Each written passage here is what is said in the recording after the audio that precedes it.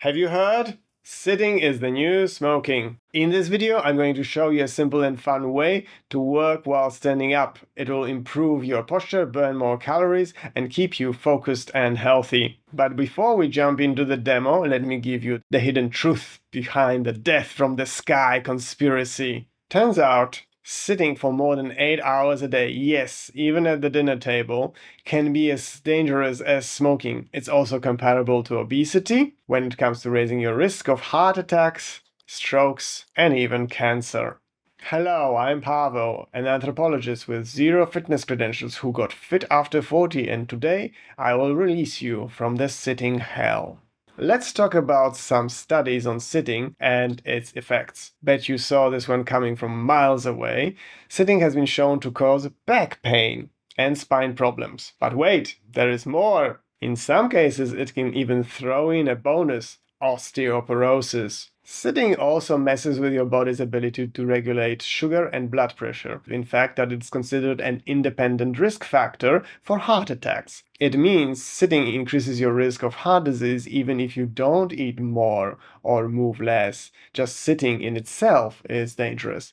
By the way, if you like this type of content, please like, comment, and subscribe. And if you know how to, use the new hype feature because it will really help with the great YouTube algorithm. And if you feel you just love this channel in a way that opens up your wallet, you can now buy me a coffee. Link in the description below. Other studies show that it also causes musculoskeletal ailments, conditions that affect your muscles, bones, joints, tendons, and ligaments, and vascular problems, because why not? It's linked to diabetes, weight gain, depression, dementia, and several types of cancer. Ouch! If you can name it, sitting gives it to you. To make matters worse, when you're sitting, you're more likely to eat more because you're distracted by other things. But sitting is normal, right? We all do it every day. Well, no. Smoking was once normal too, but that doesn't make it any better for you. Normal is a tricky concept. What's normal in society isn't always what's good for our bodies. Take squatting. In some cultures, people squat instead of sitting. And not only is it normal for them, it's objectively healthier for the joints and spine. When I visited South Korea, I went to a restaurant with low sitting tables, and my knees were not happy.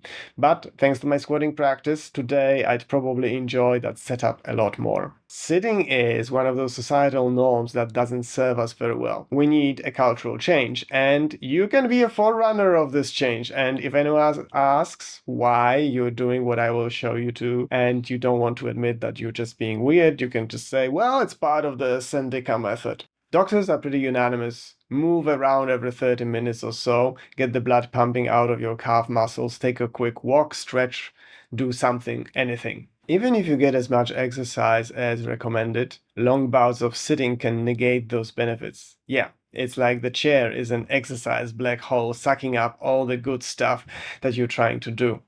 But don't worry, I've got your back. I'm here to release you from the sitting hell.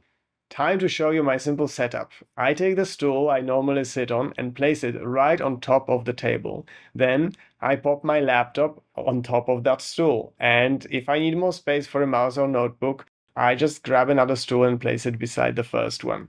To keep my feet comfy, I drop a couple of yoga bricks on the floor for support. If you don't have stools handy, no worries, improvise. Maybe you've got a sturdy bookshelf or something else that works. Get creative. Then I stand up on the yoga bricks, balancing on the balls of my feet. From here, the possibilities are endless. First, I hang my heels off the edge to give my calves a nice stretch. Then I start walking. Well, not literally walking away, but rising up on my toes and rotating my heels in circles. This feels great and works muscles I don't normally notice.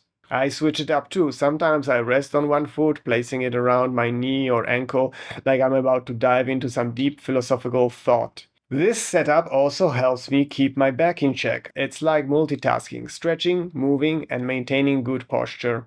You can jump a bit too if you feel like it. If you've got yoga bricks, make sure they are soft and bouncy. They'll absorb the impact. Now go ahead and enjoy the double benefit of walking while working. Oh, and guess what? There is more. Standing burns twice as many calories as sitting. And if you do what I do, cycle through the movements I just showed you, you can probably burn 3 times as much. Though, to be honest, I'm totally pulling that number out of my... On a more serious note, standing and moving around is great for creativity and brain function. I can't exactly prove that bouncing up and down on yoga bricks turns you into a creative genius, but studies do show that walking boosts brain activity. Moving your body moves your mind. When I work this way, I can concentrate so much easier, fidgeting with my feet while climbing the mountains and traversing the savannas of my mind. There is something about it that just puts me in that much coveted state of flow. All those figures of speech, like reaching your goals, getting somewhere, or having come a long way, they all reflect how we naturally associate progress with movement. And when you are moving your body, those metaphorical journeys become real. There is also a certain quality shift in ideas between when you're sitting and when you're walking. I'm sure by now you've had a flood or at least a trickle of ideas while jogging. You are probably jotting them down on a phone or a scrap of paper, but with this setup, you can capture those ideas in the moment and pour them out onto the page or a keyboard. Jesus, what are we doing to our kids? It's like mind control by chairs. How can we seriously expect them to sit still and not fidget? Is this why we have to drag them into submission?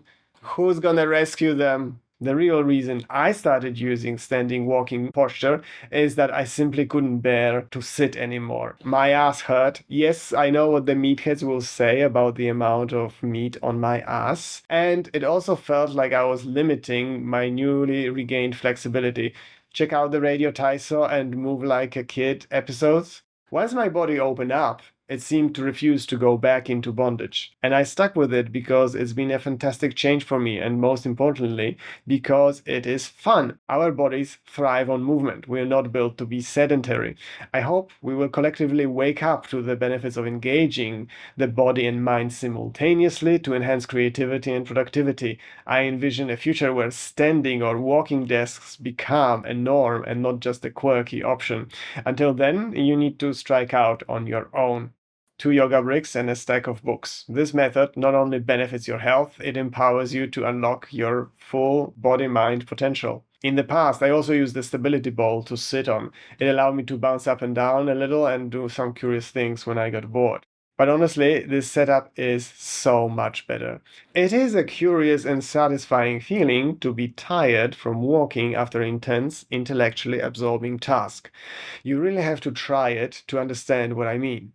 If you do, I'd love to hear from you about this intriguing blend of mental and physical fatigue. Take the Hadza people of Tanzania, for example. Research by Herman Ponce shows that they get more exercise in a single day than most of us in a week. Now, I may not match the Hadza in daily steps, but since adopting this approach, I certainly walk a lot more than I used to. And I'm probably just one step away from being 5 steps away to moving as much as they do.